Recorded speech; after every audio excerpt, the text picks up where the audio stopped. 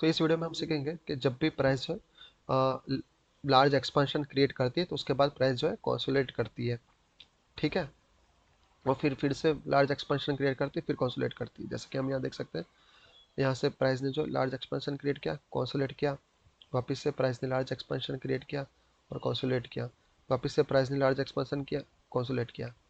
ठीक है, यहाँ देख सकते हैं कि प्राइस जो है लार्ज एक्सपांशन प्राइस ने क्रिएट किया और कंसोलिडेट किया। यहाँ पे भी बीच में ये एक्सपांशन था, थोड़ा कंसोलिडेशन था, एक्सपांशन था, ये कंसोलिडेशन था। ठीक है, एक्सपांशन कंसोलिडेशन, एक्सपांशन कंसोलिडेशन। ठीक है, तो अब हमें ये जब एनालिसिस कर रहे हैं, ट्रेड ले रहे हैं, तो हमें ये ध्यान रखना है कि हम जो ट्रेड लेते हैं वो न्यूयॉर्क सेशन में ट्रेड लेते हैं। ठीक है, तो न्यूयॉर्क सेशन में हमें जो है ट्रेड लेना है, तो हमें वॉलेटिलिटी, हाई वॉलेटिलिटी कहेंगे, वन साइडेड की और हमें वन डायरेक्शनल मूव चाहिए होता है। ठीक है, न्यूयॉर्क सेशन में तो वो जो ट्रेडिंग सेशन होता है वो अच्छा रहता है हमारे लिए। ठीक है, लेकिन हमें जब कब पता लगाना है कि पर्टिकुलर न्यूयॉर्क सेशन में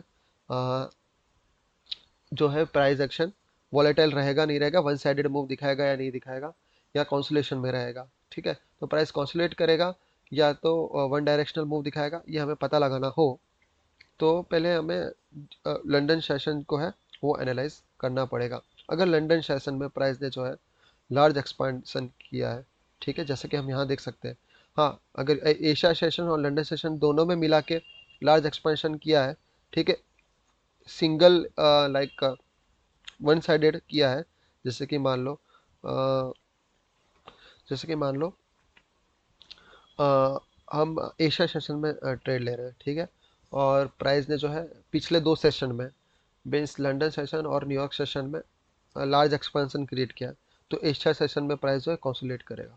ठीक है, तो पिछले दो सेशन में अगर प्राइस जो है लार्ज एक्सपेंशन क्रिएट करती है तो करंट सेशन में जो है कंसोलिडेशन के चांसेस बढ़ जाते हैं। जैसे कि हम इस एग्जांपल में देख सकते हैं, प्राइस ने जो है यहाँ पे 2 o'clock की कैंडल हम देख सकते हैं, न्यूयॉर्क टाइम 2 o'clock से प्राइस ने फॉलो करना शुरू किया। ठीक है, तो लंदन सेशन में प्राइस ने यहाँ से फॉल करना शुरू किया, 50 मिनट का चार्ट है, तो ये लार्ज एक्सपेंशन प्राइस ने क्रिएट किया लंदन सेशन में। ठीक है, फिर क्या हुआ, प्राइस थोड़ा कंसोलिडेट हुआ यहाँ पे। ठीक है, लंदन सेशन और न्यूयॉर्क सेशन के बीच में प्राइस कंसोलिडेट हुआ यहाँ पे। फिर न्यूयॉर्क सेशन में प्राइस वापस से यहाँ से फॉलो, देख सकते हैं 7 o'clock की कैंडल हमें यहाँ दिख रही है। ठीक है, न्यूयॉर्क जैसे कि यहाँ देख सकते हैं, यहाँ प्राइस ने ये लार्ज एक्सपेंशन किया, लंदन सेशन में कंसोलिडेट किया, न्यूयॉर्क सेशन में भी प्राइस ने जो है लार्ज एक्सपेंशन किया, 7 o'clock को यहाँ पे ओपन हुआ और ये एक्सपेंशन प्राइस ने 9 o'clock तक किया। मतलब न्यूयॉर्क एएम सेशन में प्राइस ने अच्छा खासा एक्सपेंशन किया। मीन्स प्राइस क्या है, यहाँ पे 2 o'clock से लंदन सेशन से लेके न्यूयॉर्क सेशन तक प्राइस ने one sided large expansion create किया। ठीक है, और हम मार्क करें तो करीब करीब जो है 2% का मूवमेंट प्राइस ने दिखाया दो पिछले दो सेशन में। ठीक है, तो ये काफ़ी लार्ज एक्सपेंशन प्राइस ने क्रिएट किया है। तो हम एक्सपेक्ट करेंगे कि प्राइस जो है कंसोलिडेशन जोन में जाएगी। ठीक है, तो जैसे देख सकते हैं फिर प्राइस जो है 9 o'clock के बाद में कंसोलिडेशन जोन में चली गई। ठीक है, तो न्यूयॉर्क सेशन में जो पीएम सेशन है उसके अंदर प्राइस कंसोलिडेट किया, न्यूयॉर्क के पीएम सेशन में प्राइस ने कंसोलिडेट किया, क्योंकि लंदन सेशन और am session, New York am session में दोनों में प्राइस ने जो लार्ज एक्सपेंशन दिखाया, तो न्यूयॉर्क पीएम सेशन में प्राइस ने जो है कंसोलिडेशन यहाँ पे क्रिएट किया। अगर हम यहाँ देखें तो 1 o'clock से या 12 o'clock से प्राइस जो है कॉन्सुलेट कर रही है, यहाँ पे देख सकते हैं कॉन्सुलेट कर रही है। ठीक है, क्योंकि लार्ज एक्सपेंशन था। और हम देख सकते हैं कि एशिया सेशन में भी प्राइस ने कॉन्सुलेट किया। एशिया सेशन जो ओपन होता है वो 8 o'clock के अराउंड ओपन होता है न्यूयॉर्क टाइम पे। ठीक है, तो 8 o'clock की एक कैंडल है, 8 o'clock से हम 11 o'clock को मार्क कर सकते हैं। ठीक है, तो यहाँ तक। ठीक है, तो देख सकते हैं पहले कुछ टाइम जो है प्राइस ने कॉन्सुलेट किया यहाँ पे। अगर हम ध्यान से देखें तो पहले कुछ पीरियड में 8 o'clock से लेके करीब करीब 10 o'clock तक प्राइस ने कॉन्सुलेट किया। ठीक, और कॉन्सुलेट होते हुए आ रही थी, और 8 o'clock से 10 o'clock के बीच में प्राइस ने कॉन्सुलेट किया एशिया सेशन में। ठीक है, फिर लास्ट एंडिंग में प्राइस ने 10 o'clock से प्राइस ने फॉल करना शुरू किया, 10:30 से प्राइस ने फॉल करना शुरू किया। 10:30 की कैंडल है और ये इवल 10:45 की कैंडल है। ठीक है, तो 10:30 के बाद प्राइस ने, मतलब एशिया सेशन के ओपन के एंडिंग में प्राइस ने जो यहाँ पे एशिया सेशन ओपन हुआ उसके सेशन एशिया ओपन जो किल जोन है उसके एंडिंग में प्राइस ने मूवमेंट दिखाया।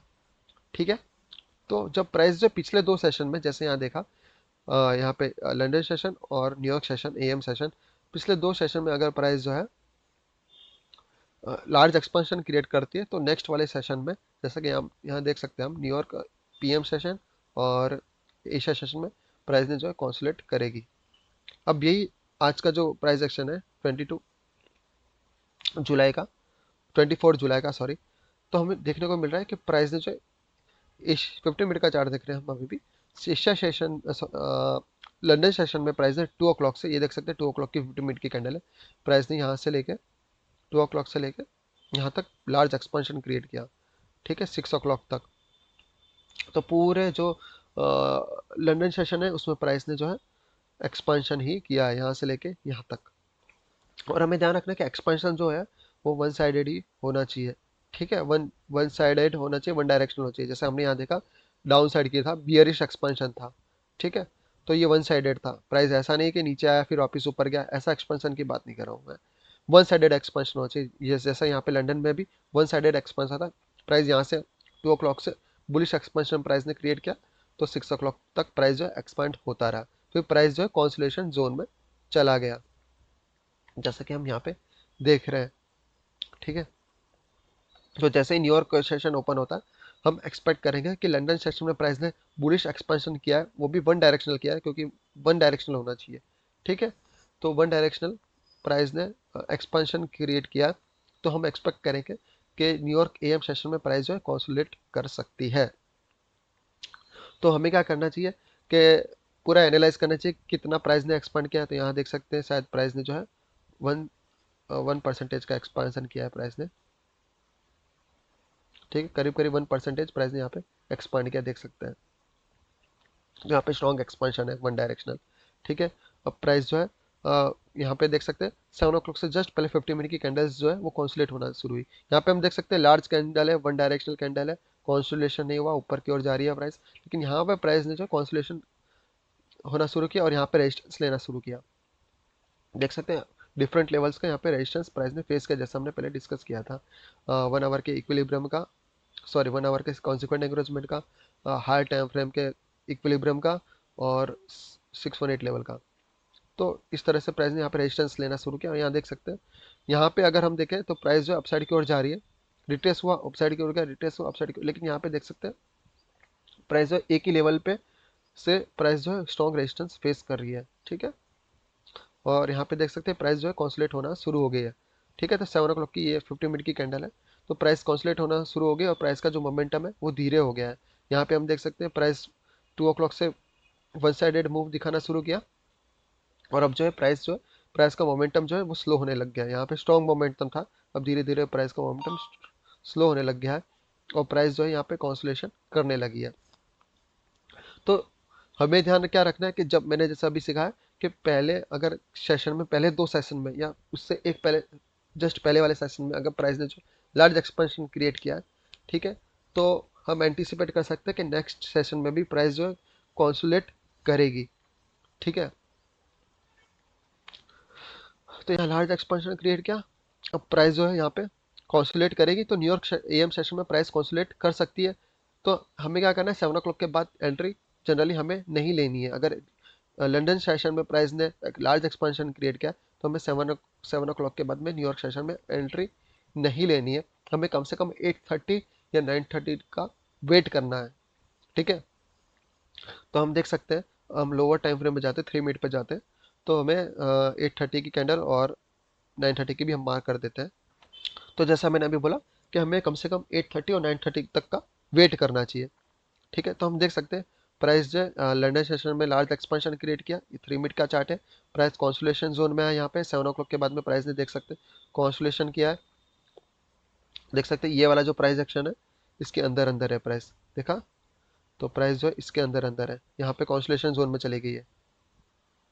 ठीक है, और ये 8:30 की ये वाली कैंडल है, तो 7 o'clock के बाद और 8:30 के बीच में प्राइस ने जो है कॉन्सुलेशन किया है, यहाँ से देख सकते हैं ऊपर गया, नीचे गया, वापस ऊपर गया, तो कॉन्सुलेट कर रही है। ठीक है, लेकिन मिनिमम हमें 8:30 तक का या 9:30 तक का वेट करना चाहिए। तो हम देख सकते हैं 8:30 के बाद में प्राइस ने वन डायरेक्शनल मूव दिखाया। ठीक है, तो यहाँ पे क्या है, प्राइस ने मार्केट स्ट्रक्चर शिफ्ट किया था, रिट्रेस हुआ, ओटी जोन तक आया और 50 मिनट का जो मीन थ्रेशोल्ड है और ऑर्डर ब्लॉक है उसका प्राइस ने यहाँ पे रेजिस्टेंस लिया था 8:30 को, प्राइस वहाँ से वन डायरेक्शनल मूव दिखाया और ये वाली जो सेल साइड की लिक्विडिटी थी रिलेटिव क्लोज से, वहाँ पे प्राइस ने लिक्विडिटी स्विप कर ली और रिलेटिव क्लोज बनाया। ठीक है, तो यहाँ पे प्राइस ने वन डायरेक्शनल मूव दिखाया, तो कम से कम 8:30 तक का तो वेट करना चाहिए कम से कम। अगर लंदन सेशन में प्राइस ने वन साइडेड मूव दिखाया है तो न्यूयॉर्क एएम सेशन में कम से कम 8:30 तक का मूव करना, वेट करना चाहिए। हमें जल्दबाजी नहीं करनी चाहिए, वेट करना चाहिए, जल्दबाजी नहीं करनी चाहिए, क्योंकि प्राइस जो है हमें इस तरह के प्राइस एक्शन दिखाएगा, इंस्टिगेट करेगा। जैसे कि हम यहाँ देख सकते हैं प्राइस ने वन साइडेड मूव दिखाया, 3 मिनट पे देख सकते हैं वन साइडेड मूव दिखाया, मार्केट स्ट्रक्चर शिफ्ट किया, मार्केट स्ट्रक्चर शिफ्ट किया, लेकिन फिर से प्राइस देख सकते हैं अपसाइड की ओर तुरंत चला गया। देखा, तो इस तरह का इंस्टिगेट कर सकता है प्राइस, लेकिन इन दी एंड वो कॉन्सुलेशन जोन में ही प्राइस रहेगा और ऐसा ही हुआ। इसलिए कम से कम 8:30 और 9:30 तक का वेट करना चाहिए। 8:30 को भी कॉन्शियसली एंटर करना चाहिए। कैसे एंटर करना चाहिए, नोट करना है हमें, कॉन्शियसली एंटर करना चाहिए। तो देखा हमने प्राइस जो है यहाँ से फिर नीचे जाती, यहाँ अगर हम सेल साइड की एंट्री लेते हैं, ठीक है, क्योंकि हमारा बायस जो था आज बियरिश था। ठीक है, यहाँ तक का बायस जो है हमारा बियरिश था। ठीक है, तो मैंने ये लैग मार्क किया, तो मेरा बायस यहाँ तक बियरिश था, जब तक प्राइस जो है इक्विलिब्रियम तक नहीं पहुंच जाती, या तो ये वाली सेल साइड लिक्विडिटी सिप नहीं कर दी थी, तब तक मेरा बायस बियरिश था। ठीक है, तो यहाँ पे हम सेल साइड की एंट्री ले सकते हैं और 9:30 तक का वेट करें तो बेस्ट है, क्योंकि देख सकते हैं 9:30 की ये कैंडल हमने मार्क करी है, 3 मिनट की कैंडल है और देख सकते हैं 9:30 के बाद में प्राइस ने कितना स्ट्रॉन्ग अपसाइड मूव दिखाया और अपसाइड की ओर मार्केट स्ट्रक्चर शिफ्ट किया। यहाँ देख सकते हैं मल्टीपल मार्केट स्ट्रक्चर शिफ्ट किया, यहाँ किया, यहाँ किया, यहाँ किया। ठीक है, मल्टीपल मार्केट स्ट्रक्चर शिफ्ट किया, सारी लिक्विडिटी ले लें और प्राइस रिट्रेस हुआ। कहाँ तक रिट्रेस हुआ, तो ये वाला जो लैग है हमने मार्क किया, ये स्विंग लो। ठीक है, का ये वाला लैग है, उसके ओटीजन तक प्राइस है और यहाँ पे हम एंट्री ले सकते हैं 10-15 को एंट्री हम ले सकते हैं यहाँ पे और देख सकते हैं अच्छा हमें बेनिफिट मिल जाता।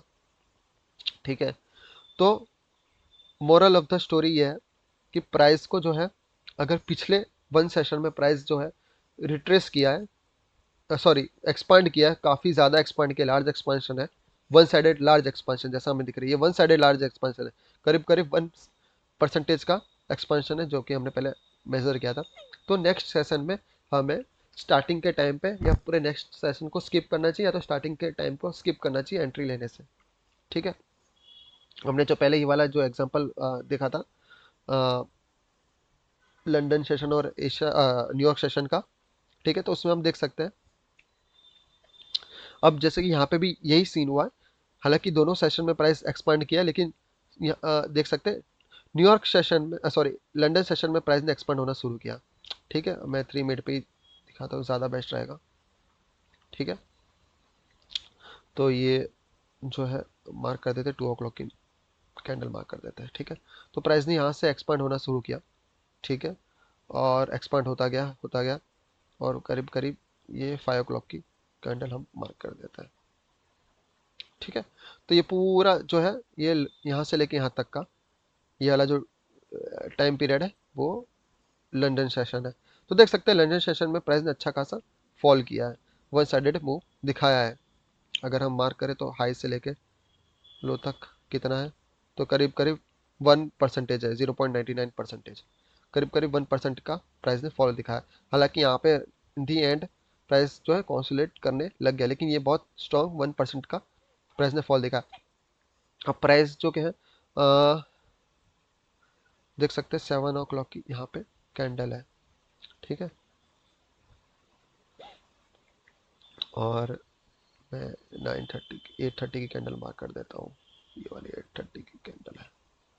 ठीक है, तो देख सकते हैं ये जो लार्ज एक्सपांशन था, ठीक है, लार्ज एक्सपांशन के बाद में लंदन सेशन में लार्ज एक्सपांशन था और लंदन सेशन के एंडिंग पे प्राइस जो है कॉन्सुलेट करने लग गया।